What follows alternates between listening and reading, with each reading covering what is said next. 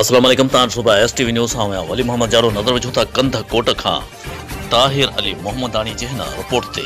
नाज़रीन, ख़ैर Shah link road तक़रीबन 15 सालन खां वठी ज़बून हाली जो शिकार आहे। केतिराई दफ़ा हिन रोड जी मुरमत लाइ फंड रखिया विया जेके या त लैप्स थी या वरी ऑफिसरनि नानी वेढ़ो करे पाण में भुगन मुठ वांगुरु विरहाए छॾिया ऐं आवाम खे ख़बर ई न पई त को रोड जी मुरमत लाइ फंड आयो आहे।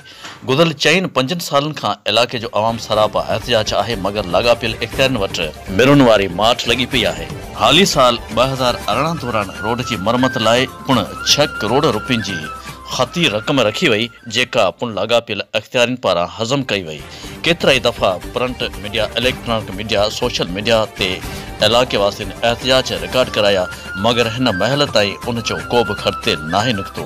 अवाम पारां नेब एंटी करप्शन लाॻापियल इख़्तियारनि खे अपील आहे त हिन रोड जो कमु जल्द शुरू करायो वञे त जीअं इलाइक़े जी अवाम जी महरूमियुनि जो इज़ालो थी सघे ऐं जेतिरा दफ़ा बि हिन रोड खे फंड मुख़्तस कया आहिनि उन्हनि जी जांच करे करप्शन में मुलवस किरदारनि ख़िलाफ़ सख़्त कार्रवाई कई वञे।